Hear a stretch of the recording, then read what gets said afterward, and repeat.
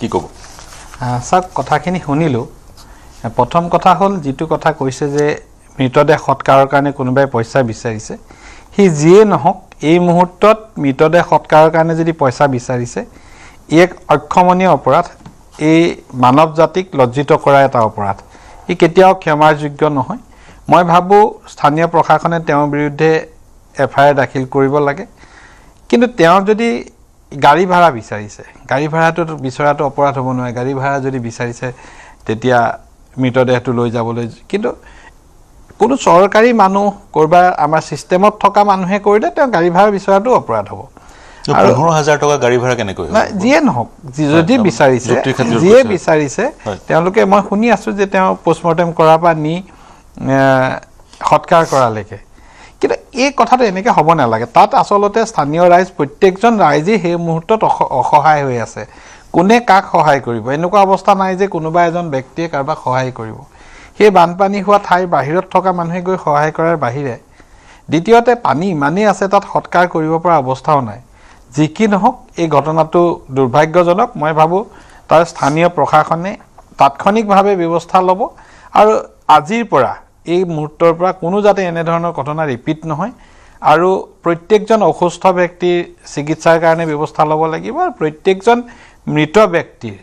সৎকাৰ সন্মানসহ সৎকাৰ এনে সৎকাৰ কৰাৰ কথাও মই কোৱা নাই সন্মানসহ তেওঁ যি ৰীতি নীতি পৰম্পৰা যদি হিন্দু ধৰ্ম হয় হিন্দু ধৰ্মীয় পৰম্পৰাই যদি ইছলাম ধৰ্মীয় হয় ইছলাম ধৰ্মীয় পৰম্পৰাই তেওঁলোকক সৎকাৰৰ যিখিনি কৰিব লগা সেইখিনি কৰাত চৰকাৰে বিভিন্ন এজেন্সি আছে আমাৰ আজি দৰকাৰ হ'লে হোমগাৰ্ড ইউজ কৰক দৰকাৰ হ'লে SDRF NDRF বা আমাৰ বেলেগ ধৰণৰ পুলিচ প্ৰশাসন সিভিল ডিফেন্স যিকোনো মানুহ তাত লগাই এই কামখিনি কৰিব বুলি মই আশা কৰিছো হয় দ্বিতীয়তে এটা আকস্মিক ঘটনা যেটো ঘটনাৰ কাৰণে কোনো প্ৰস্তুত নাছিলে এটা যেতিয়া ডাৱৰ বিস্ফোৰণ হয় আমি জানো ডাৱৰ বিস্ফোৰণ খুব কম সময়ৰ ভিতৰত হয় 1 ঘণ্টাৰ ভিতৰত 100 mm যদি পানী পৰে হিমানখিনি পানী পৰাৰ লগে লগে এটা গুটে যদি আজি বান্ধ এটা ভাঙি আহিলে যেনেকৈ পানী ধুৱাই নিব হয় ডাৱৰ বিস্ফোৰণ হলো ঠিক একেটা ঘটনাই ঘটে সেই মুহূৰ্তত আপুনি যদি এখন গাঁও কল্পনা কৰে গাঁওখনত যদি কোনোবা এজন মানুহে দেখিছে যে পানী আহিছে তেওঁ যদি 1 ঘণ্টাৰ ভিতৰত সেই গাঁওখনত 2 মিটাৰ বা 3 মিটাৰ পানী হয় তেওঁ ওখ ঠাইও বিচাৰি পোৱা সম্ভৱ নহব কাৰণ মানুহৰ ঘৰ সাধাৰণতে ভেটি 2 ফুট 3 ফুট থাকে ভিতৰত আৰু বিছনাৰ ওপৰত উঠিব তেওঁ যত্ন কৰিব কাৰণ তেওঁ নাজানে যে সেই জায়গাত বানপানী হ'ব নিখা আহিছে মানুহ এটাতকে হেতু কাৰণে সমস্যাত পৰিছে দ্বিতীয়তে নিৰ্দিষ্ট কিছুমান কেইটামান জায়গাত আমি খবৰ পাইছো সময়মতে উদ্ধাৰ অভিযান হোৱা নাই হয়তো খবৰ খাতিবিলাক ক্লাছ মুহূৰ্তত পাইছে আপুনি যেতিয়া আজি ক'লে যে এখন গাঁৱত এটা পৰিয়ালৰ তাতে যে ফাৰ্ষ্ট ফ্লোৰত 70 জন মানুহ আছে এই 4 দিনৰ মূৰত খবৰটো আজি আমি আলোচনা কৰিছো এই খবৰটো বিচ্ছিন্ন হৈছে এই খবৰটো পাব পৰাকৈ হয়তো তেওঁলোক যেহেতু তাতে সোমাই আছে কাৰেন্ট নাই মোবাইলও তেওঁলোকৰ নাইকিয়া হৈ গ'ল গতিকে যেহেতু পাব পৰা হৈছে পাৱাৰ পাছত উদ্ধাৰৰ কাৰণে সময় যদি বহুত দেৰি লগায় তেতিয়া আমি নিশ্চিতভাৱে কম ইয়া প্ৰশাসনৰ দুৰ্বলতা কিন্তু কোনোবা মানুহ যদি আবদ্ধ হৈ আছে বুলি আমি গমেই পোৱা নাই কাৰণ শিৱসাগৰ মানে গোটেই শিৱসাগৰ সোণাৰী আপোনাৰ নাজিৰা এই গোটেই এৰিয়াটোৱে সাগৰে হৈ গ'ল কোনে কাৰ মুখলৈ চাব সাধাৰণতে বানপানী হ'লে আমি দেখো যে আমি ৰাস্তাবিলাক যাওঁ ৰাস্তাবিলাকত ওখ গাঁওখনত আমি বান সাহায্য প্ৰদান কৰোঁ ৰাস্তাৰ ওপৰত 2 মিটাৰ পানী যেটো অভাৱনীয় গতিকে ইয়াত একমাত্ৰ যোগাযোগৰ ব্যৱস্থাটো নাওখনেই আছে SDRFৰ নাও আৰু SDRFৰ নাও যিখিনি ধৰক আজি আছে মই ভাবো মোটামুটিভাৱে SDRFৰ নাও যিমানখিনি থাকিব লাগে সিমানে আছে কিন্তু ঘটনাটো যেটো ঘটিলে অভূতপূৰ্ব ঘটনা এনে ঘটনা কেতিয়াও ঘটা নাছিল মই পুনৰ আপোনাৰ ওচৰলৈ এটা কথা কৈছো ইয়াক আমি এটা শিক্ষা হিচাপে লৈ ভৱিষ্যতে আকৌ এনেকুৱা ঘটনা ঘটিলে কাৰণ এনেকুৱা ঘটনা ঘটা নাছিলে কাৰণ আমি ভবা নাছিলো ভৱিষ্যতে এনেকুৱা ঘটনা ঘটিলে আমি যাতে যিকোনো প্ৰকাৰে হাজু থাকিব পাৰো তাৰ ব্যৱস্থা হাজু থাকিব লাগিব হেতু এই মুহূৰ্তত এটা ভৱিষ্যতৰ কাৰণে ডাঙৰ শিক্ষা হ'ব লাগে এক্সট্ৰিম ক্লাইমেট কন্ডিশন কোড কেনেকৈ হয় আমি নাজানো গ্লোবাল ওয়াৰ্মিংৰ দিনত ডাৱৰ বিস্ফোৰণ হৈয়ে থাকিব হাজু হৈ থাকিব লাগিব আৰু কালিও কৈছিল আমাৰ এই মুহূৰ্তত এটা আমি লাকি যে আমাৰ অসমত বেছি পাহাৰ নাই কাৰণে ডাৱৰ বিস্ফোৰণ হ'লে নাগালেণ্ড বা অৰুণাচলত হ'ব আহি পোৱালৈকে 2-3-4 ঘণ্টা সময় পাম কিন্তু তেওঁলোকৰ অৱস্থা আৰু বেয়া হ'ব কিন্তু দেওবাৰৰ ঘটনা আজি বুধবাৰ হ'লগৈ যদি ৰাবাৰ বুট পৰ্যাপ্ত নাছিলে ডিব্ৰুগড়ত বিমানবন্দৰ আছে বহুকেইটা এয়াৰফোৰ্চৰ বিমানবন্দৰ উজনি অসমত আছে কেন্দ্ৰীয় চৰকাৰৰ তৰফৰ পৰা ন্যূনতম সাহায্য কোনো নিদিয়াৰ অভিযোগ উত্থাপন হৈছে কেৱল মাত্ৰ বিস্কুট আৰু পানীৰে 3 দিন ধৰি বহুলোকে জীৱন নিৰ্বাহ কৰাৰো আমি খবৰ পাইছো আৰু মৃতকৰ সংখ্যা কিমান হ'বগৈ তাৰো নিশ্চয়তা নাই আৰু সেই কথা ইতিমধ্যে সেই আশংকা কালি নাজিৰা বিধায়কগৰাকীয়ে প্ৰকাশ কৰিছিল মই কংগ্ৰেছৰ ওচৰলৈ আহিব বিচাৰিছো কংগ্ৰেছৰ অসমৰ নেতাসকল আমি ব্যস্ত হৈ থকা দেখিছো দিল্লীত তেওঁলোকে প্ৰতিবাদ কৰিছে ঠিকই আছে গণতান্ত্ৰিক অধিকাৰ নিতৰ প্ৰশ্নকাকত হৈছে প্ৰতিবাদ কৰিছে সমগ্ৰ ভাৰতবৰ্ষৰ কংগ্ৰেছীসকল আহিছিল গতিকে অসমৰ কংগ্ৰেছীসকল বৰ্ণাঢ্যৰ ওচৰত থাকিব লাগিছিল নে দিল্লীত প্ৰতিবাদ কৰিব লাগিছিল আপোনালোকৰ নেতাটো কোনো এজন দেখা পোৱা নাই বা দেৱব্ৰত শইকীয়াৰে সমষ্টি দীৰ্ঘদিন ধৰি তেওঁ সেইটো সমষ্টিৰ বিধায়ক তেওঁ তৰফৰ পৰা বা তেওঁক আমি খুব বেছি সক্ৰিয়ভাৱে অৱতীৰ্ণ হোৱা আমি দৃষ্টিগোচৰ কৰা নাই কিয় কক পোন প্ৰথমতে যি পলংকাৰী বান এই বানত যিসকল লোকে অকাল মৃত্যুক সাৱটি ল'লে তেখেতসকলৰ আত্মা আমি সদগতি কামনা কৰিছোঁ এইটো বৰ জটিল সময় এই সময়ত আমি ৰাজনীতিৰ পৰা উদ্ধত থকাটো উচিত এই যিটো বানপানী হৈছে আমাৰ শিৱসাগৰ যোৰহাট নাজিৰা বা সোণাৰী আসলে বিগত সময়ত আমাৰ জন্মৰ পৰা হয়তো মই শুনা নাই যে এই অঞ্চলত এনে বানপানী হৈছে গতিকে এই সময়ত চৰকাৰখনে তেওঁলোকে হয় সাহায্য বিতৰণ কৰিছে বা মন্ত্ৰীসকলক দেখিছোঁ তেওঁলোকে তাত গৈছে বা ফেচবুকত ফটো দিছে হয় তেওঁলোকক আমি ধন্যবাদ জনাইছোঁ তাৰ লগে লগে এটা কথাও ক'ব লাগিব যে এই টক শ্ব' যেতিয়া টিভিত দেখিলোঁ তাৰ লোকেল সাংবাদিকৰ সন্মুখত তাৰ যিসকল বন্যাত্ৰা তেখেতসকলে যিধৰণৰ অভিযোগ কৰিলে তেওঁলোকৰ যি সাহায্য সেয়া পৰ্যাপ্ত নহয় বা ৰাবাৰ বুট পোৱা নাই বা এজন মৃতকৰ তেওঁলোকৰ সৎকাৰৰ বাবে এজনে দাবী কৰিছে যিহেতু মুখ্যমন্ত্ৰী ডাঙৰীয়া আছে দিল্লীত তেওঁলোকৰ চৰকাৰ গতিকে এই সময়ত আমি আশা কৰিম তেখেতসকলে যি ধৰণে সহায় বা সাহায্য আগবঢ়াইছে ইয়াতকৈ অধিক পৰিমাণে তেওঁলোকে সাহায্য বা খাদ্য সামগ্ৰী তেওঁলোকে আগবঢ়াব লাগিব যিখিনি কৈছে সেইখিনি কেতিয়াও পৰ্যাপ্ত নহয় কিন্তু যেহেতু এই সময়ত মই সমালোচনা কৰিব কোভিডৰ সময়ত আপোনালোকৰ যুৱ কংগ্ৰেছৰ সভাপতিগৰাকী ৰাষ্ট্ৰীয় সভাপতিগৰাকী কিমান তেওঁ প্ৰশংসা লাভ কৰিছিল সমাদৰ লাভ কৰিছিল কাৰণ তেওঁ সেই পৰ্যায়লৈ গৈ সকলোকে সহায় সহযোগ আগবঢ়াইছিল কিন্তু এইবাৰ বানত আপোনালোক পৰাজিত হৈছে ঠিকই আছে পৰাজিত হ'ল সোণাৰী ৰাইজে বা আনসকল ৰাইজে নাজিৰা ৰাইজে আপোনালোকক এইবাৰ গ্ৰহণ কৰা নাই কিন্তু তৎসত্ত্বেও চাগৈ 30-35 বা 25% লোকে আপোনালোকক ভোট দিছিল এতিয়া বৰ্ণাঢ্যৰ কাষত আপোনালোক কিয় আপোনাৰ আচলতে আপোনাৰ ইনফৰমেশ্যনটো নাই যেহেতু আমাৰ যি বানপানীৰ সময়ত কেৱল এয়াই নহয় কেইদিনমানভাৱে হোৱা বানপানীৰ সময়তো আমি আপুনি যিগৰাকী কথা ৰাষ্ট্ৰীয় নেতাৰ কথা চি নেৱাজ ডাঙৰীয়া তেখেতে আমাৰ আজি প্ৰায় এসপ্তাহ পূৰ্বে বানপানীৰ সময়ত তাতে সাহায্য বিতৰণ কৰিছে আমাৰ অসমৰ সকলো নেতাক লৈ আপুনি চাব যে আমাৰ দলৰ নেতৃত্ব বা গৌৰৱ গগৈ ডাঙৰীয়াই ইতিমধ্যে আমাৰ বহুত আমাৰ দলীয় নেতা কৰ্মী ইতিমধ্যে বানৰ কবলত আজি নহয় আপুনি ইয়াৰ পূৰ্বে গৌৰৱ গগৈ ডাঙৰীয়াই সংসদৰ পৰা পোনে আহি আমাৰ বন্যতাৰ কাষত থিয় দিছে কেৱল সেয়াই নহয় আমাৰ প্ৰতিটো আমাৰ এতিয়ালৈকে প্ৰায় 10টা টিম বনাইছে এই গোটেই টিমবিলাকে আজি আপোনাৰ বন্যতাৰ কাষত থিয় হৈ বিভিন্ন ধৰণৰ সহায় সহযোগ আগবঢ়াইছে কিন্তু আমাৰ আচলতে দুখৰ বিষয় যে চৰকাৰী পক্ষ যেটা তেওঁলোকৰ চৰকাৰৰ মানুহ তেওঁলোকে যদি কিবা সাহায্য বিতৰণ কৰে তেতিয়া তেওঁলোকৰ খুব ব্যাপকভাৱে প্ৰচাৰ হয় কিন্তু আমি যেতিয়া বিৰোধী দলত আছো আমাৰ নেতাসকলে যি ধৰণে কৈছে সহায় তেওঁলোকে আপুনি চাওক ইতিমধ্যে আজিও আমিও কাইলৈ পৰা আমিও আমাৰ বিভিন্ন অঞ্চলত দায়িত্ব দিয়া হৈছে আমিও কাইলৈ পৰা যাম আজি টক শ্ব' আহিব ইচ্ছা নাছিলে কিন্তু যেহেতু খুব ক'লে যে এইটো সময়ত আমি টক শ্ব' আহি পৰাটো উচিত নহয় কিন্তু আৰু এই সমান্তৰালভাৱে আৰু এটা কথা ক'ব লাগিব যে বিশ্বজিৎ ফুকন ডাঙৰীয়াই কৈছে যে বানপানীৰ পৰা আমি শিক্ষা ল'ব লাগিব হয় ঠিক কথা কৈছে কিন্তু আমি পুৰণা অভিজ্ঞতা কিন্তু এই যি বানপানী হৈছে এই বানপানী আচলতে পুংখানুপুংখ আমি বিশ্লেষণ কৰিব লাগিব ইয়াৰ ওপৰত চৰকাৰে হওক বা মানুহে আমি বিভিন্ন কিয় প্ৰকৃত কাৰণ লগে লগে আৰু এটা কথা ক'ব লাগিব যে আমি পুৰণা যি আমি অভিজ্ঞতা বা শিক্ষা ল'ব লাগিব তেনেকৈ আমাৰ গুৱাহাটীত যি সদায় কৃত্ৰিম বানপানী হয় এই বানপানীৰ পুৰণা অভিজ্ঞতা আমি শিক্ষা ল'ব পৰা নাই যাৰ বাবে বাৰে বাৰে গুৱাহাটীবাসী মানুহে আমি সমস্যাত বহিছোঁ বা বানৰ কিছু মুহূৰ্তৰ পিছতে আগজাননী আছে গুৱাহাটীত প্ৰবল বৰষুণ হ'ব আৰু সেই প্ৰবল বৰষুণত গুৱাহাটীত পুনৰ কৃত্ৰিম বান আমি পৰিলক্ষিত কৰিব পাৰোঁ তেনেধৰণৰ আশংকা কৰা হৈছে আৰু সেই ধৰণৰ আশংকা কৰিয়েই সকলো সাজু হৈছে গুৱাহাটীত বাৰু আমি সাজু হৈ যাওঁ ৰাইজ সজাগ সাজু হওঁ আৰু য'ত যাবলগীয়া নাযাওঁ মই ধৰ্মেশ্বৰ আপোনাৰ ওচৰলৈ যাব বিচাৰিছোঁ অফ গাৰ্ড চৰকাৰখনে প্ৰশাসনে গমেই পোৱা নাছিলে আৰু চৰকাৰী বিষয়াসকলে যি ধৰণে প্ৰস্তুত হৈ থাকিব লাগিছিল সাজু হৈ থাকিব লাগিছিল মই পৰিলক্ষিত কৰিছোঁ বিশেষকৈ ৰাজনৈতিক ব্যক্তিসকলে কিন্তু সাংঘাতিক কষ্ট কৰিছে ময়ূৰ বৰগোহাঁই তেওঁ প্ৰতিটো অঞ্চললৈ যাবলৈ চেষ্টা কৰিছে আৰু তেওঁ এটা শৱদেহ দলৰ পৰা নিজেই কাটি উলিয়াই নিছে আৰু সেই শৱদেহটো দুদিন ধৰি তাত আবদ্ধ হৈ আছিল আৰু শৱদেহটোৰ সন্মুখতে আছিলে তেওঁৰে দুগৰাকী পুত্ৰ অসহায় হৈ আছিল শৱদেহ উলিয়াই নিব পৰা নাছিল ময়ূৰ বৰগোহাঁই সেই কাম কৰিছে তেওঁ ধন্যবাদৰ পাত্ৰ আৰু তেওঁ নিজে গৈ নিশা দিন ৰাত একাকাৰ কৰি তেওঁ সাহায্য বিতৰণ কৰিছে যিমান পাৰিছে কিন্তু চৰকাৰী বিষয়াসকলৰ যি ধৰণৰ ভূমিকা হ'ব লাগিছিল সেই ধৰণৰ ভূমিকা কিন্তু একেবাৰে আমি পৰিলক্ষিত কৰা নাই কি NDRF কি SDRF আমি একো আজিৰ তাৰিখত আমাৰ হাতত টেকনলজি আছে স্যাটেলাইটৰ যোগেদি আমি ক'ত কোন আবদ্ধ হৈ আছে সেই কথা জানিব পাৰোঁ ড্ৰোন ব্যৱহাৰ কৰিব পাৰোঁ কিন্তু আমি নাজিৰাত সেই ছবি দেখা নাপালোঁ উৰিষ্যাৰ এটা মডেল যিটো মডেল ডিজাষ্টাৰ মেনেজমেণ্টৰ মডেল অসমে এডপ্ট কৰিব বিচাৰিছিল 3 নে 4 গৰাকী বিষয়া 2021ত গৈছিলে জিৰ' কেজুৱেলিটি মডেল কিন্তু আমি উৰিষ্যাৰ মডেল গৈ শিকি আহিলোঁ কিন্তু ইয়াত আমি ইয়াত সেই মডেল প্ৰয়োগ কৰিব নোৱাৰিলোঁ যিটো মডেলত কোৱা হৈছিলে ডিচেন্ট্ৰেলাইজ কৰক ডিজাষ্টাৰ মেনেজমেণ্ট গাঁৱৰ যুৱক যুৱতীক শিকাওক কেনেকৈ উদ্ধাৰ কাৰ্য তেওঁলোকে সম্পন্ন কৰিব পাৰে কেনেকৈ তেওঁলোকক লাইফ ভিক্টিমৰ পৰা লাইফ ছেভাৰলৈ কনভাৰ্ট কৰিব পৰা যায় সেই সকলো শিক্ষা দিয়া হৈছিল ৰাজনৈতিক ব্যক্তি আমি পৰিছে কিন্তু প্ৰশাসন তন্ত্ৰ চৰকাৰী বিষয়া অচল হোৱা আমি পৰিলক্ষিত কৰিছোঁ ফোন কল তেওঁলোকে ৰিচিভ নকৰে ফোন বন্ধ হৈ যোৱাৰ অভিযোগ বিভিন্ন অঞ্চলৰ পৰা আহিছে কি ক'ব কেনেকৈ নাকি লগোৱা পৰা যায় চৰকাৰী বিষয়াক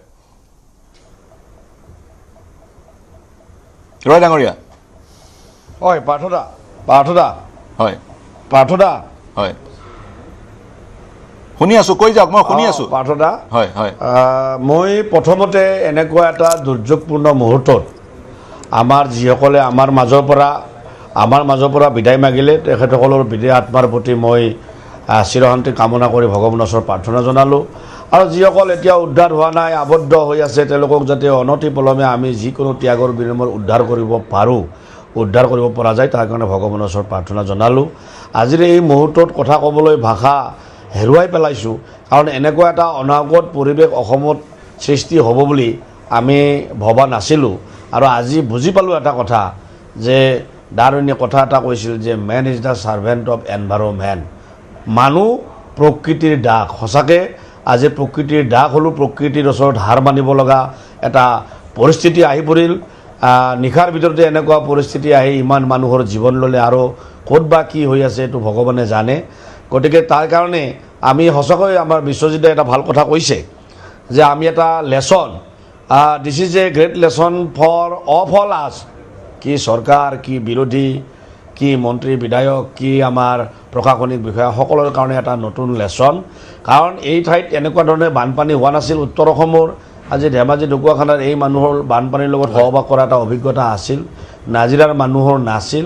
আৰু যাৰ কাৰণে মই ভাবিছোঁ বহু মানুহে পানীত সাঁতুৰিবই নোৱাৰে তেনেকুৱা ধৰণৰ পৰিস্থিতিৰ সৃষ্টি হৈ যে আবদ্ধ হৈ মৃত্যুক আঁকোৱালি ল'বলগীয়া হ'ল গতিকে এতিয়া আজিৰ তাৰিখৰ পৰা আমি মোৰ বিনম্ৰ আহ্বান অসমৰ সৰ্বস্তৰৰ ৰাইজৰ প্ৰতি যে যিকোনো পৰিস্থিতিৰ প্ৰতি আমি সাৱধান হ'বৰ হ'ল কি পৰিস্থিতি ক'ত কি হয় কোনো ক'ব নোৱাৰে উত্তৰ অসমতে হয় না দক্ষিণ অসমতে হয় পূব অসমতে হয় না পশ্চিম প্ৰান্ততে হয় ইয়াৰ কোনো থিন থাক নাই গতিকে আমি সাজু হ'ব লাগিব আৰু বিৰোধীক মই আহ্বান জনাইছোঁ কংগ্ৰেছ নেতাসকলক মই আহ্বান জনালোঁ যে দিল্লীৰ পৰা আহি তেওঁলোকে ৰকিব লোচনকে ধৰি এই কথাত তেওঁলোকে সহযোগ কৰক আমাৰ মন্ত্ৰীসকল লাগিছে মুখ্যমন্ত্ৰী ডাঙৰীয়াই বিধানসভাই আদি নিজে এই কাৰ্যত নামি পৰিছে গতিকে আমি এই কথা লক্ষ্য কৰিছোঁ আৰু প্ৰশাসনিক বিষয়াসকলে আপুনি কৈছে মই এই কথাটো ভালদৰে শুনিছোঁ যে যেনেধৰণে তেওঁলোকে এই কৰিব লাগিছিল ব্যৱস্থাটো আগবঢ়াই নিব লাগিছিল এই ব্যৱস্থাত তেওঁলোকে সফল হোৱা নাই গতিকে এই ক্ষেত্ৰত প্ৰশাসনিক বিষয়াসকলক ভৱিষ্যতৰ দিনত নিশ্চয় আমি তেওঁলোকক অলপ কাৰ্যক্ষম কৰিব লাগিব আৰু মুখ্যমন্ত্ৰী ডাঙৰীয়াৰ ওচৰত মোৰ আবেদন থাকিব নিশ্চিতভাৱে এই ক্ষেত্ৰত এটা প্ৰচেষ্টা ল'ব আৰু সৰ্বস্তৰত সকলো ঠাইত এনেকুৱা ধৰণৰ প্ৰিপাৰেশ্যন আমি এৰিছোঁ আপোনাক মই পুনৰ আপোনাৰ ওচৰলৈ সৰ্বস্তৰ প্ৰশিক্ষণ লাগে কোন মুহূৰ্তত যুঁজিব লগা হয় নাথাকিব আজিৰ তাৰিখত আপোনাক মই অনুৰোধ জনালোঁ আপুনি এই টকছৰ জৰিয়তে অসমৰ ৰাইজক যাতে অলপ সজাগ কৰিবলৈ এই পৰিস্থিতিৰ মোকাবিলা কৰিবলৈ সাজু কৰি ৰাখিব পাৰে তাৰ কাৰণে এটা পৰিৱেশ ৰচনা কৰাৰ কাৰণে মই সকলো মই পুনৰ আপোনাৰ ওচৰলৈ আহিম আপোনাৰ ওচৰলৈ আহিম আপুনি কৈছে এই গোটেই প্ৰক্ৰিয়াটো প্ৰকৃতিৰ ওচৰত আমি নতশিৰ হ'বই লাগিব কিন্তু মানৱ সৃষ্ট কেইটামান কাৰকো আছে পিছৰবাৰ সেই প্ৰশ্নটোলৈ আহিম বাইদেউ আপোনাক অনুৰোধ জনাম অকণমান অপেক্ষা কৰিবলৈ মোৰ সতীৰ্থ গৌতম তেওঁ আন এটা বাতৰিৰ কাৰণে যাব লগা এক পৰিৱেশৰ সূচনা হৈছে গতিকে তেওঁক আপডেটটো লৈ মই পোনে আপোনাৰ ওচৰলৈ যাম আৰু কিছু সময় অপেক্ষা কৰক অনুৰোধ জনালোঁ গৌতম এতিয়া মোক বানৰ সবিশেষ কওক তাৰপিছত মই অপৰূপা বৰঠাকুৰ বাইদেউৰ ওচৰলৈ যাম নবুল আৰু গৌতম হয় নিশ্চয়কৈ পাৰ্থ মোৰ সৈতে নবুল আছে আৰু এগৰাকী স্থানীয় ব্যক্তি আছে মই প্ৰথমে নবুলৰ পৰা জানিব বিচাৰিম যে জানিব বিচাৰিছে সামগ্ৰিক আজি এই সময়ত বানৰ যিটো স্থিতি কেনেকুৱা হৈছে উদ্ধাৰ অভিযান কেনেকুৱা হৈছে কিমান মানুহ আবদ্ধ হৈ আছে এই সময়ৰ নাজিৰা সোণাৰীৰ স্থিতি কি প্ৰথমতে মই এটা কথা কৈ লওঁ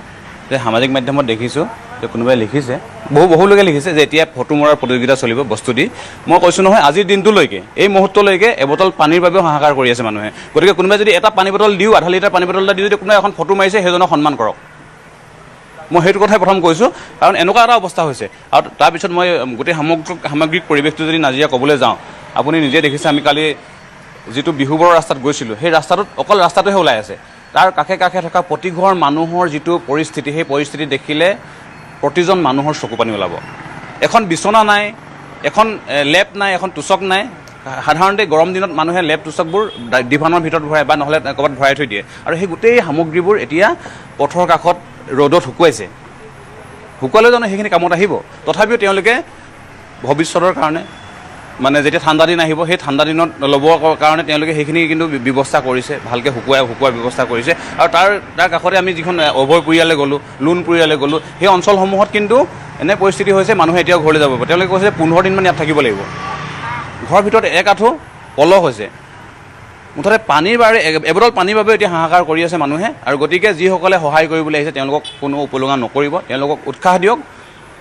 আপুনি একো কৰিব নোৱাৰে কিন্তু উৎসাহ দিয়ক সেইসকলে যদি এবটল আধা লিটাৰ পানী বটল এটাও যদি লৈ কোনোবা আহি ফটো মাৰিছে তেওঁক উৎসাহ দিয়ক মই এইটো কথা ক'লোঁ ধন্যবাদ জনাইছোঁ স্থানীয় লোক আছে বৰ্তা কি ক'ব কেনেকুৱা সাহায্য কিবা পাইছে নাই আপোনালোকে ধন্যবাদ নিউজ 18 অসম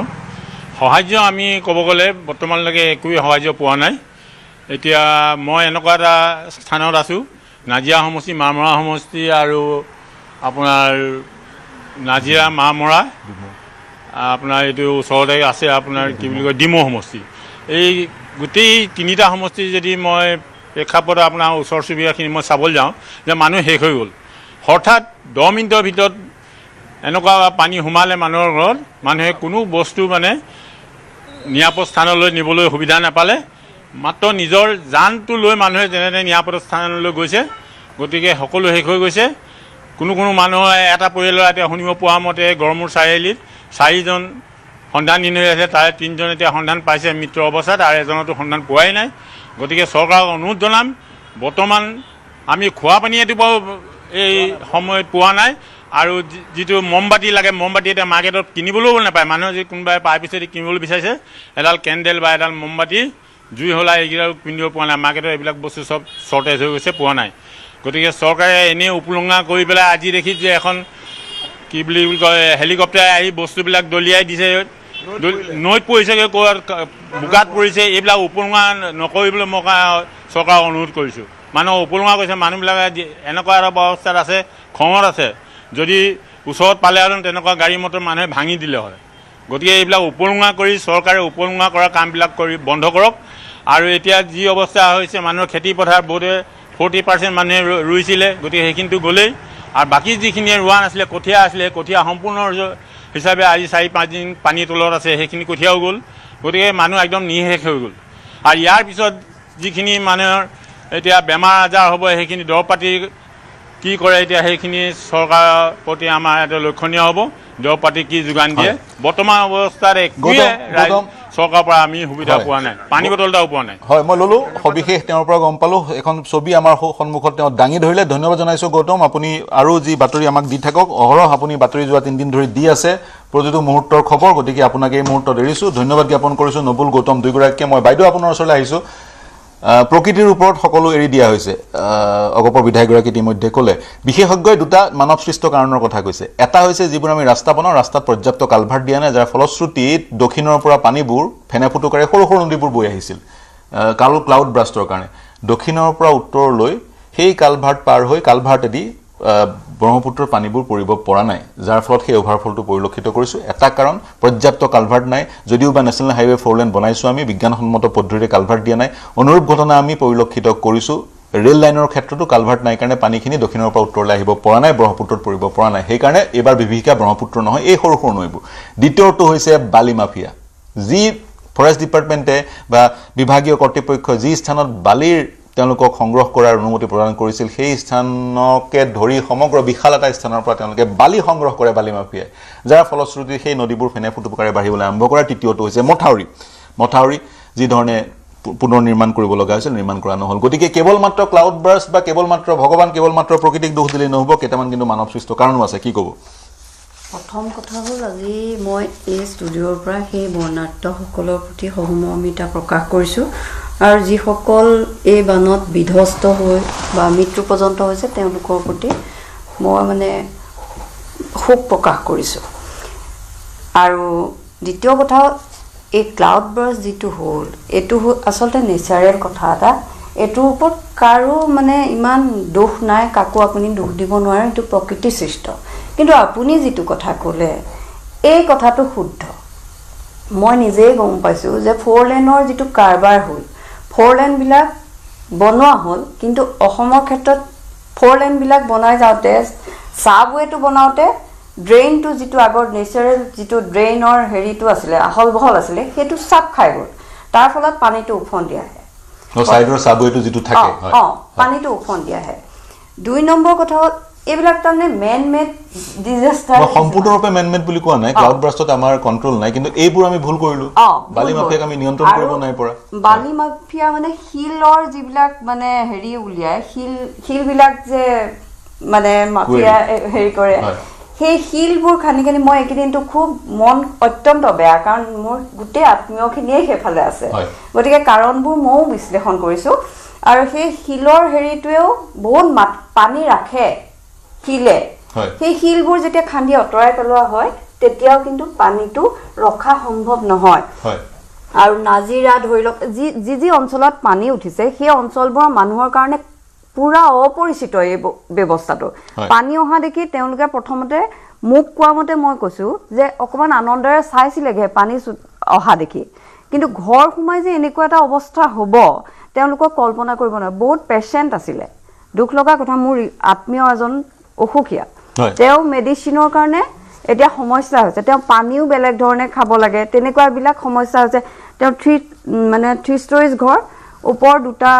মানে হেৰি ভাড়া দি থৈছে গ্ৰাউণ্ড ফ্ল'ৰত হাজবেণ্ড ৱাইফ থাকে গতিকে তেওঁলোকে এতিয়া ওপৰলৈ গৈ আছেগৈ কিন্তু মেডিচিনৰ কাৰণে তেওঁলোকৰ সমস্যা হৈছে এই কথাবিলাকত অকণমান মানে অসুবিধাজনক বা দুখ লগা এটা অৱস্থা হৈছে আচলতে আৰু আপুনি যিটো ক'লে এই যে মানে 15,000 লৈছে এইবোৰ মানে একেবাৰে অমানৱীয় আৰু এইটো মানৱ বুলি ক'বলৈ দিগদাৰ মানুহ নহয় ইহঁত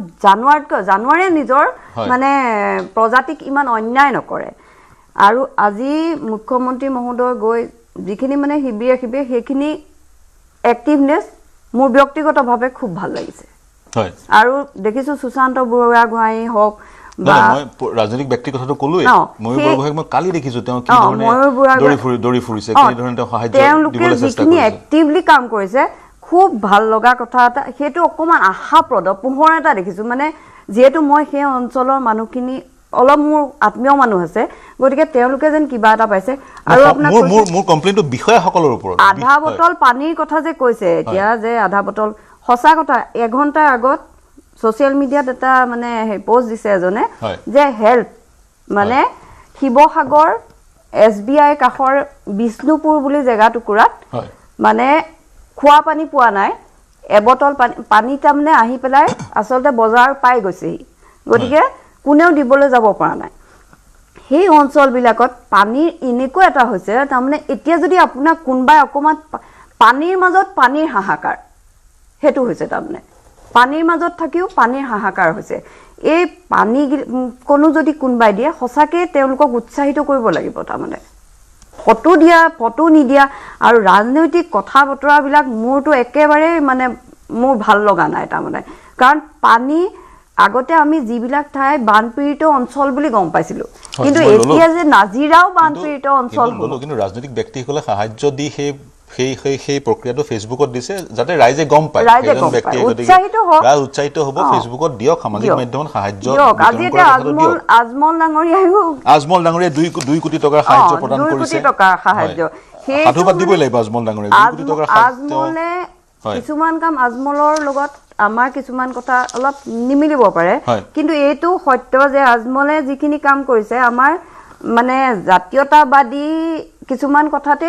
নাই কৰা তেওঁ যিখিনি কাম কৰিছে তেওঁ মানুহ জাতীয়তাবাদী নেতাই নাই কৰা তাৰমানে জাতীয়তাবাদী নেতাৰ ক্ষেত্ৰত মই এই কথাটো পোৱা নাই তাৰমানে আৰু মই পৰিলক্ষিত কৰিছো এটা সময় আছিল যি অসমত যেতিয়া এনে ধৰণৰ সংকট হয় শিল্পী সমাজ আগবাঢ়ি আহে সংগীত সমাজ আগবাঢ়ি আহে সংগীতৰ লোকসকল বিগত সময়ত দেখিছিলো সেই তাহানিতে শিল্পী বাহিনী যুৱ বাহিনী তেনেধৰণৰ বাহিনীবোৰ আছিলে জয়ন্ত হাজৰিকাই সুৰ বাহিনী আৰম্ভ কৰিছিলে জয়ন্ত হাজৰিকাই গতিকে ওলাই আহক সাংবাদিকটো আছেই বিভিন্ন প্ৰান্তত শিল্পীসকল ওলাই আহক সাহায্য ধন সংগ্ৰহ কৰক সাহায্য দিয়ক সেইসকল লোকক কাৰণ আজিৰ তাৰিখত প্ৰিয় দৰ্শক নাজিৰাক সাহায্যৰ প্ৰয়োজন আমাৰ সাংবাদিকে প্ৰতিটো মুহূৰ্তৰ খবৰ নাজিৰাৰ পৰা যি ধৰণে দি আছে চাগৈ 90% ঘৰ নষ্ট হৈ গৈছে আপোনাৰ কল্পনা কৰক আপোনাৰ প্ৰিয় ঘৰখন য'ত আপোনাৰ প্ৰিয় আচবাব আছে টেবুল চকী বিছনা পত্ৰ বহু 50 বছৰ পুৰণি বিছনাখন বা টিভি বা অন্য আচবাববোৰ আছে সেইবোৰ যদি নষ্ট হৈ যায় ঘৰখনত যদি আপোনাৰ 1 ফুট পৰ্যন্ত বোকাময় হৈ থাকে তেতিয়া কেনেকুৱা লাগিব সেই অনুৰূপ দশা আজিৰ তাৰিখত নাজিৰাবাসীৰ হৈছে বিশেষকৈ নাজিৰা প্ৰভাৱিত হৈছে যি নাজিৰাত কেতিয়াও বানপানী নহয় গতিকে আগবাঢ়ি আহক যি ধৰণে সহায় কৰিব পাৰে সহায় কৰক মই বিৰতি ল'ব লাগিব কিন্তু বিৰতিলৈ যোৱাৰ আগতে মই ফুকন ডাঙৰীয়া আপোনাৰ পৰা বিশেষকৈ এই মানৱ সৃষ্ট কাৰণকেইটা দূৰ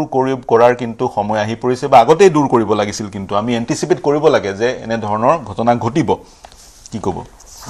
আপুনি মানৱ সৃষ্ট কাৰণ যেকিটা কৈছে মই বিশেষজ্ঞৰ আঁত ধৰি কৈছো হয় মই সেই সম্পৰ্কত বিশেষকৈ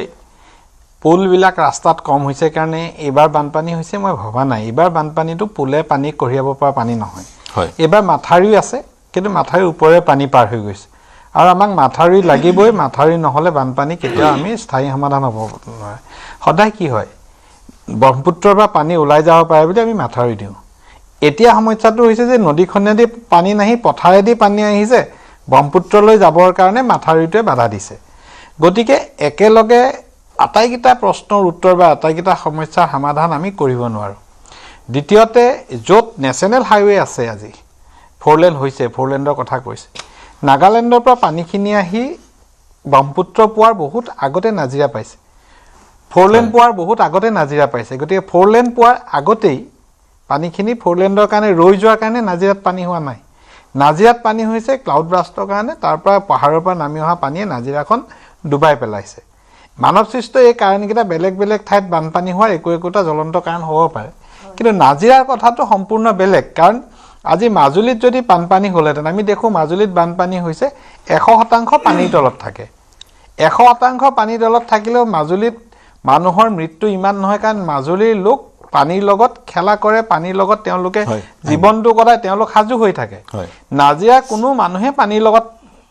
বানপানী দেখি পোৱা নাই য'ত বানপানী দেখি পোৱা নাই য'ত 10 ফুট 12 ফুট পানী হৈছে তাৰমানে ঘৰৰ মুধচলৈকে পানী হৈছে এইটো অকল্পনীয় ঘটনা আটাকো এতিয়া তাত মই আগতে কৈছো যে তাত কোনে কাক সহায় কৰিব হে নাজিৰাত থকা চৰকাৰী বিষয়াজনেও বানপানীত আক্ৰান্ত হৈছে নাজিৰাত থকা সাধাৰণ জনসাধাৰণো আক্ৰান্ত হৈছে গাড়ীখন চলাই নিব লগা ড্ৰাইভাৰজনো আক্ৰান্ত হৈছে ডক্টৰজনো আক্ৰান্ত হৈছে আমি এই মুহূৰ্তত নাজিৰাৰ কাৰণে বাহিৰৰ পৰা যাব লাগিব বেছিকৈ সাহায্য দিবৰ কাৰণে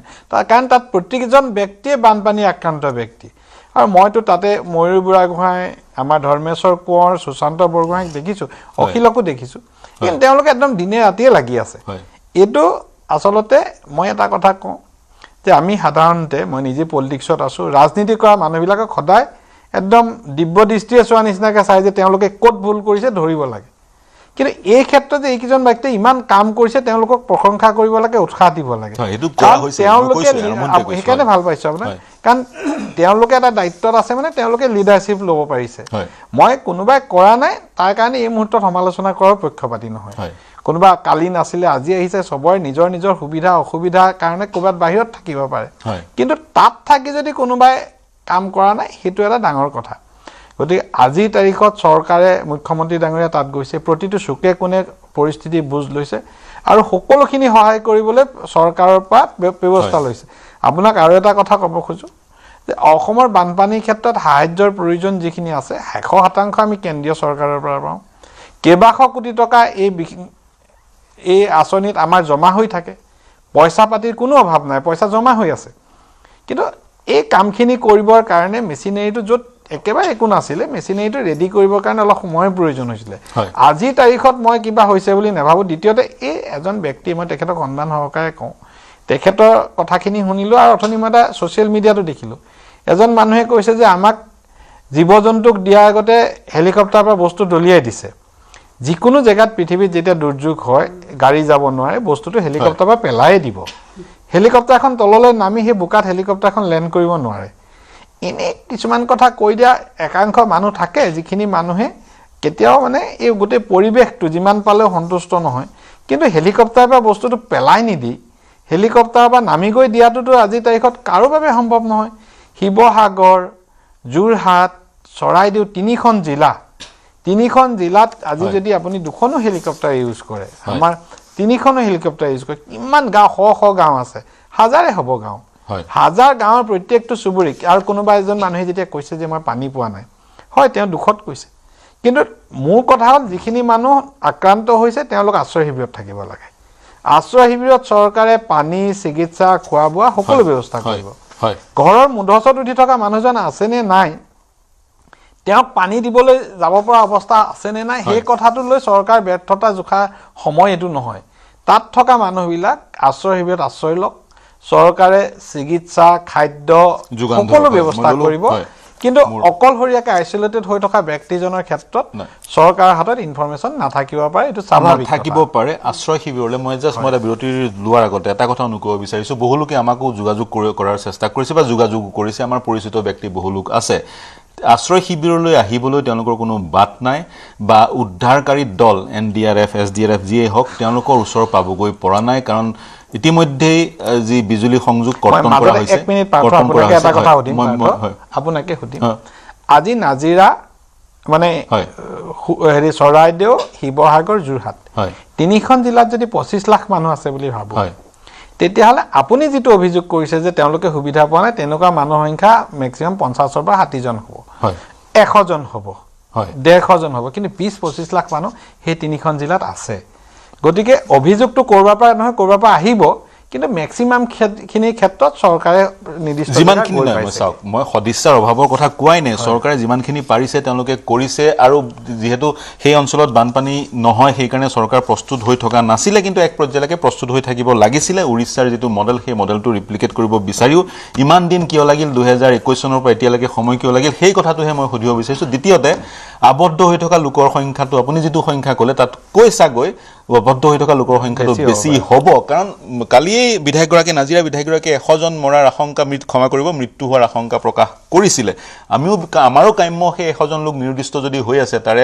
যদিও 19-20 জনৰ মৃতদেহ উদ্ধাৰ হৈছে বাকীসকল যাতে নিৰাপদে থাকক বা তেওঁলোক ওলাই আহক আমাৰো কাম্য কিন্তু আশংকা সেই প্ৰকাশ কৰিছে আৰু তাৰ পৰাই আমি ভয়াৱহতাৰ কথা উপলব্ধি কৰিছোঁ আৰু মুখ্যমন্ত্ৰীগৰাকীয়েও কৈছে আমি যিমান ভাবিছিলোঁ তাতকৈ বহুত বেছি ভয়াৱহ বুলি মুখ্যমন্ত্ৰী স্পষ্টকৈ কৈছে সেই কথাটোৱে মই ক'ব বিচাৰিছোঁ মই বিৰতিৰ পিছতে মই কংগ্ৰেছৰ মুখপাত্ৰ গৰাকীৰ ওচৰলৈ যাম অসম গণ পৰিষদৰ বিধায়কগৰাকীও আছে এই সময় লৈছোঁ এটা বাণিজ্যিক বিৰতি শীঘ্ৰে ঘূৰি আহিম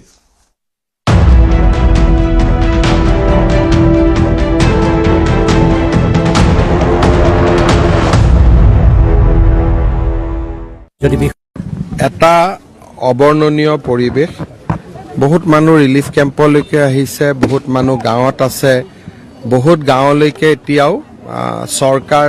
বা আমাৰ যিটো ৰিলিফ এফৰ্ট এতিয়ালৈকে গৈও পোৱা নাই কাৰণ গোটেই গাঁওখন পানীৰে আৱৰি আছে বহুত লোকৰ মৃত্যু হৈছে মৃতদেহ নতুনকৈ ওলাই আছে আমি যিমান পাৰোঁ ৰাইজৰ লগত থাকি ৰাইজক সেৱা কৰাৰ কাৰণে যত্ন কৰিম আজি মই গোটেইখিনি নিজেও চাই যাম আৰ্মি NDRF SDRF চৰকাৰ গোটেই একেলগে সকলোৱে কাম কৰি আছে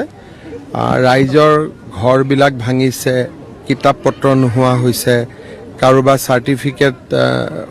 উটি গৈছে কাৰোবাৰ গৰু ছাগলী নোহোৱা হৈছে চৰকাৰে যিমান পাৰে সকলোকে সহায় কৰিব কেন্দ্ৰীয় চৰকাৰ ৰাজ্য চৰকাৰ দুটা নহয় ৰাজ্য চৰকাৰৰ গোটেই ৰিলিফ এফৰ্টৰ টকা সদায় কেন্দ্ৰীয় চৰকাৰৰ পৰা আহে গতিকে আমি যিমান টকা ইয়াত খৰচ কৰিম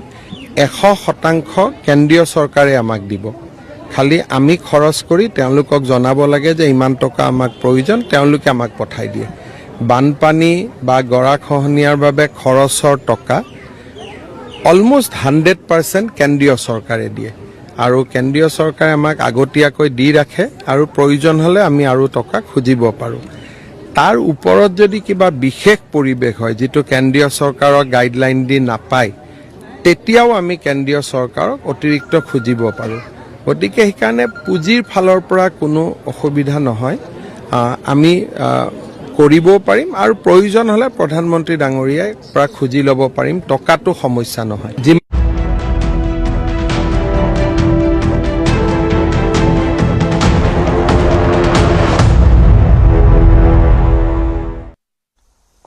নমস্কাৰ প্ৰিয় দৰ্শক সকলোকে স্বাগতম জনাইছো বিৰতিৰ পিছত আমি অন্তিমটো খণ্ডত উপনীত হৈছো আমাৰ হাতত 10 মিনিট মান সময় আছে মই পুনে কংগ্ৰেছৰ মুখপাত্ৰগৰাকীৰ ওচৰলৈ যাম কি প্ৰতিক্ৰিয়া প্ৰকাশ কৰিব আমাৰ আমি সকলোৱে সহযোগ কৰিব লাগে সহায় সহযোগিতা আগবঢ়াব লাগে ইয়াত কাৰো দিমত নাই আৰু এটা পৰ্যায়লৈ বিশেষকৈ প্ৰশাসন তন্ত্ৰটোৱে যিমান কৰিব লাগিছিল সেই কাম কৰা নাই সেই কথাও স্পষ্ট হৈছে কাৰণ তেওঁলোক প্ৰিপেয়াৰ্ড নাছিল প্ৰস্তুত হৈ থকা নাছিল গতিকে এই মুহূৰ্তত কি প্ৰতিক্ৰিয়া প্ৰকাশ কৰিব দুগৰাকী শাসক দলৰ বিধায়কৰ আপুনি মন্তব্য শুনিলে সন্মানীয় বিধায়কগৰাকীয়ে কৈছে যে চৰকাৰ হাতত পৰ্যাপ্ত ধন আছিলে যদি চৰকাৰ হাতত পৰ্যাপ্ত ধন আছিলে তেতিয়াহ'লে গোটেই অসমত গোটেই সমগ্ৰ অসমত আজি বানপানী হোৱা নাই আজি 3খন জিলাত আজি বানপানী হৈছে সেই সময়ত এটা বিয়াগুম এটা সিস্টেম আছে তেওঁলোকৰ প্ৰশাসন আছে তেওঁলোকৰ SDRF NDRF তাৰ পিছতো এই মুহূৰ্তলৈকে যি বন্যতাই হাহাকাৰ কৰিব লগা অৱস্থা আছে মুকলিকে কৈছে এক বটল পানীৰ বাবে হাহাকাৰ কৰিব লগা অৱস্থা আছে গতিকে তেওঁলোকে পৰ্যাপ্ত টকা পইচা থকা কথা কোৱাৰ পৰিৱৰ্তে যাতে যি ধৰণে তেওঁলোকে সহায় কৰিব লাগিছিলে তাতকৈ আৰু বেছি পূৰ্ণগতিত কৰিব লাগে আৰু প্ৰতিজন বন্যতৰ কাষত যাতে খাদ্য সামগ্ৰী কঢ়িয়াই দিব পাৰে 2 নম্বৰ কথা হৈছে মই পোনপ্ৰথমে কৈছে যে ৰাজনীতিৰ উদ্ধত থাকি কথা পাতিব বিচাৰিছো যে নিৰপেক্ষ বিশ্লেষক বাইদেৱে যে ক'লে সেইকাৰণে ময়ো ক'ব খুজিছোঁ যে আজি যি ধৰণে তেওঁলোকৰ অবাধ খনন যি ধৰণে অপৰিকল্পিত নিৰ্মাণ কাৰ্য যাৰ বাবে বিভিন্ন সময়ত ভয়াৱহ পৰিৱেশৰ সৃষ্টি হোৱা যেন অনুমান কৰিছে সেয়া মই কোৱা নাই প্ৰথমে আমাৰ নিৰপেক্ষ বিশ্লেষকগৰাকীয়ে কৈছে আৰু লগতে আমাৰ দলৰ নেতা দেৱব্ৰত শইকীয়া ডাঙৰীয়াই কিছুদিন পূৰ্বে আশংকা প্ৰকাশ কৰিছিলে যে যি ধৰণে নাজিৰাত বা উজনিৰ সময়ত অবাধ খনন কাৰ্য হৈছে বা বালি মাফিয়া যেনে উপদ্ৰৱ হৈছে সেয়া আশংকা প্ৰকাশ কৰিছিলে গতিকে লগতে আৰু এটা কথা যেটো বানপানীৰ কথা হৈছে লগতে মই অসমৰ নাজিৰালৈ গুৱাহাটীৰ কথা এইবাৰে কম যে গুৱাহাটীত আজি বাৰে আমি দুৰ্ভোগ ভুগিব লগা আছে আটাইতকৈ দুৰ্ভাগ্যৰ কথা গুৱাহাটীত যেতিয়াই বানপানী হয় আমাৰ কালভাৰতত বিভিন্ন ধৰণৰ মানুহ সোমাই যায় মৃত্যু হোৱা হৈছে গতিকে এতিয়ালৈকে যেহেতু মুখ্যমন্ত্ৰী ডাঙৰীয়া পিডব্লিউবিলাকৰ সন্মানীয় মন্ত্ৰী তেখেতে চাইছে গতিকে আজি আপুনি দেখিব যে গুৱাহাটীত আপুনি যিবিলাক ফুটপাথ থাকিব সেই ফুটপাথৰ মাজত 1 ফুট 2 ফুট পৰ্যন্ত প্ৰকাণ্ড গাঁত আৰু যিবিলাক পিডব্লিউ লিখা ঢাকন থাকে সেই ঢাকনবিলাকো এনেকুৱা অৱস্থা যে স্কুল কলেজৰ কণ ছাত্ৰ ছাত্ৰী বা আমাৰ সন্তানক লৈ যাওঁ তেতিয়া ইমানেই বেয়া অৱস্থা যে কালভাৰটোত কোন মুহূৰ্তত আমাৰ শিশুসকল সোমাই যায় সেয়া নিশ্চয়তা নাই আনকি শিশুসকলে যে স্কুলৰ পৰা অকলে আহে সেই সময়তো অত্যন্ত ভয়াৱহ গতিকে আজি সন্মানীয় বিধায়ক আছে আপোনাৰ মাধ্যমে এই কথা দৃষ্টিগোচৰ কৰিব বিচাৰিছে মুখ্যমন্ত্ৰী যেহেতু গুৱাহাটীত এই সমস্যাটো ভয়াৱহ ওপৰত আপুনিও দেখিছে গতিকে এই যে এটা বিহিত ব্যৱস্থা গ্ৰহণ কৰিব পাৰে লগতে এটা কথা ক'ব বিচাৰিছো যিহেতু এতিয়া পানী শুকাইছে পানী শুকোৱাৰ পিছত পৰিস্থিতি আৰু ভয়াৱহ হ'ব বীজাণু বিয়পিব বা এতিয়া উপঙি আহিব আমাৰ পশুধনৰ শৱদেহ আৰু যিসকল যদি মৃত্যু হৈছে যিসকলৰ দুৰ্ভগীয়া লোকৰ তেওঁলোকৰো শৱদেহ উদ্ধাৰ হ'ব তেনেকুৱা এটা পৰিস্থিতিত যিসকল জীৱিত লোক তেওঁলোক আৰু এক প্ৰত্যাহ্বানৰ সন্মুখীন হ'ব গতিকে সেই প্ৰত্যাহ্বান মোকাবিলা কৰিবলৈ আপোনালোকে সহযোগ কৰক নিশ্চিতভাৱে আমি চৰকাৰক আমি পুনতে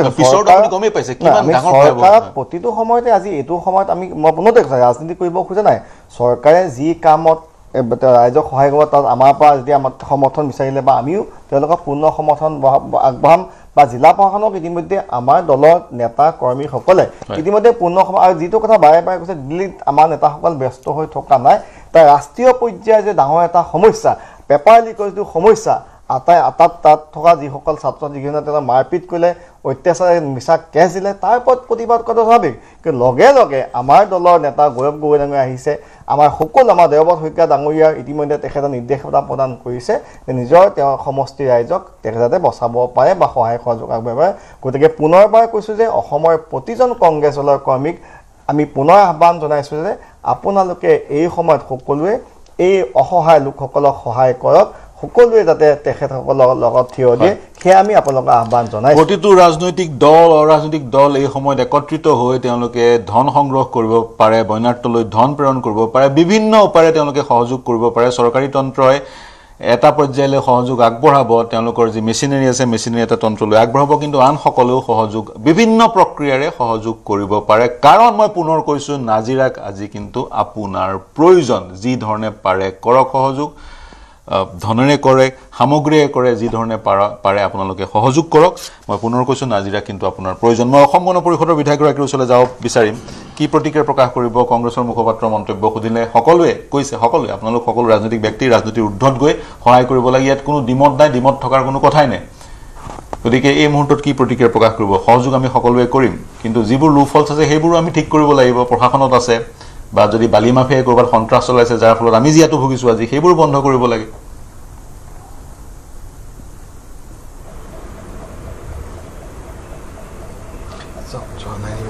হয়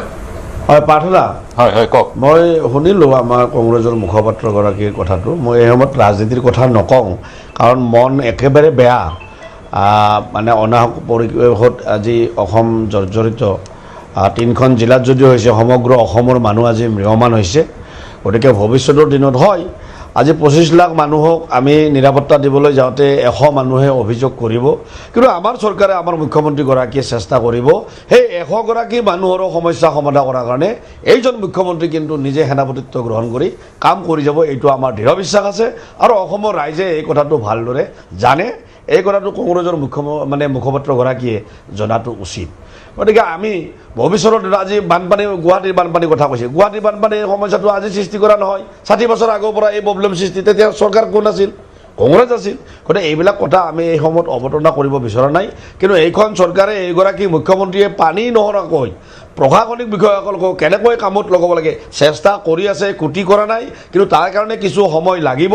মই আপোনাৰ লগত একমত যে চৰকাৰী বিষয়াসকলে যি ধৰণে কাম কৰিব লাগে তেনেধৰণে দায়িত্ব পালন নকৰাৰ কাৰণে আমাৰ কিছু ঠাইত আমাৰ ৰাইজ কিন্তু অলপ অবাঞ্ছিত পৰিৱেশৰ মুখামুখি হ'বলগীয়া হয়। গতিকে এই ক্ষেত্ৰত ৰাজনৈতিক নেতাসকলে যি ধৰণে আজি যুদ্ধক্ষেত্ৰত নামি পৰিছে, যুদ্ধকালীন মনোভাৱেৰে আজি মন্ত্ৰী নামিছে, বিধায়ক নামিছে, স্বয়ং অসমৰ মুখ্যমন্ত্ৰীগৰাকীয়ে শিবিৰে গৈ আজি ৰাইজৰ খবৰ লৈছে, ঠিক তেনেকুৱা দায়িত্ব আমাৰ চৰকাৰী প্ৰশাসনিক বিষয়াসকলে কিয় নকৰে মই বুজি নাপাওঁ পাৰ্থদা। গতিকে এই কথাটোত আমি ভৱিষ্যতৰ দিনত সচেষ্ট হ'ব লাগিব। আৰু সেইকাৰণে এই বিপদৰ সময়ত পুনৰ যাতে নাজিৰা কাণ্ড অসমত নহয়, তাৰ কাৰণে সকলোৱে আমি এটা যুদ্ধকালীন ব্যৱস্থা গ্ৰহণ কৰিব লাগিব। অকল ৰাজনীতি নহয়, অৰাজনীতি সকলো দল মত আমি সকলোৱে একলগ হৈ এই পৰিৱেশৰ মুখামুখি হোৱাৰ কাৰণে অসমৰ জনসাধাৰণ আগবাঢ়ি যাব লাগিব। ভৱিষ্যতে যাতে নাজিৰা নহয় তাৰ কাৰণে সাজু থাকিব লাগিব। আৰু এই 3খন জিলাত আজি যি বানৰ কাৰণে পৰিস্থিতিৰ সৃষ্টি হ'ল, বান যোৱাৰ পিছত আৰু যিটো পৰিৱেশ আহিব, সেই পৰিৱেশক যদি ভালদৰে আমি মোকাবিলা কৰিব পাৰোঁ, তাৰ কাৰণে শাসক বিৰোধী সকলোকে মই একত্ৰিত হ'ব লাগিব। আৰু ইয়াতকৈ বেছি বিতৰ্কত মই একত্ৰিত হ'ব লাগিব। মই এটা চিন্তাৰ খোৰাক দিব বিচাৰিছোঁ। শৰৎ সিংহই কৈছিলে অসমীয়া মানুহে বানৰ সৈতে সহাৱস্থান কৰিব লাগিব। গতিকে বানৰ সৈতে সহাৱস্থান কৰিবলৈ আমি অসমীয়া আমাৰ ৰাইজক প্ৰশিক্ষণ দিব লাগিব নেকি? মই বাইদেউ আপোনাৰ ওচৰলৈ গৈছোঁ। মই উৰিষ্যাৰ কথা বাৰম্বাৰ কৈ আছোঁ। উৰিষ্যাত 1999 চনত 10,000 লোকৰ মৃত্যু হৈছিল চাইক্লনত। তাৰপিছত উৰিষ্যাই এটা মডেল উলিয়ালে, যিটোত তেওঁলোকে সেই প্ৰশিক্ষণবোৰ মই ইতিমধ্যে কৈছিলোঁ, ভিক্টিমৰ পৰা লাইফ ছেভাৰলৈ ৰূপান্তৰ কৰাৰ গাঁৱৰ যুৱক যুৱতীক যি তেওঁলোকে প্ৰশিক্ষণ দিয়ে, 18 দিনীয়া ৰেচিডেঞ্চিয়েল প্ৰশিক্ষণ। অসমতো চেষ্টা কৰা হৈছিলে, কিন্তু অসমত চেষ্টা কৰি থাকোঁতেই এনেধৰণৰ এক বিভীষিকা আমি পৰিলক্ষিত কৰিলোঁ। গতিকে তেনেধৰণৰ অনুৰূপ ব্যৱস্থা অসমতো কৰিব লাগে। গাঁৱে ভূঞে সেই ধৰণৰ উদ্ধাৰকাৰী আমি সৃষ্টি কৰিব লাগে। তাৰমানে কি, চুইমিংটো এতিয়া মানে এটা এৰিষ্টক্ৰেটিক ফেমিলিৰ ল'ৰাটোক ছুইমিঙত দিছোঁ এই টাইপৰ হ'ব নালাগে তাৰমানে সুইমিং লাইফ স্কিল সকলোৱে জানিব লাগে সেই বস্তুটো চবৰ কাৰণে হ'ব লাগে আৰু যিকোনো প্ৰকাৰে ছুইমিংটো ল'ৰা ছোৱালীৰ কাৰণে এছেঞ্চিয়েল কৰি দিব লাগে চবেই শিকিব লাগে তাৰমানে এতিয়া এইটো এনেই মানে ছুইমিঙত দিছোঁ টেবুল টেনিছত দিছোঁ নহয় এইটো নহয় তাৰমানে ল'ৰা ছোৱালীক সব মানে পৰিৱেশৰ কাৰণে প্ৰিপেয়াৰ কৰি তুলিব লাগে 1 নম্বৰ কথা 2 নম্বৰ কথা কেদাৰনাথ 2013 চনত কেদাৰনাথ জলপ্ৰলয়ৰ বিষয়ে আমি সকলোৱে জানো ঠিক নাজিৰাত মই অনুমান কৰিছোঁ তেনেকুৱাই হৈছে সেই জলপ্ৰলয় কিন্তু সেই জলপ্ৰলয়টো তেতিয়া 2013 চনত মনমোহন সিং প্ৰধান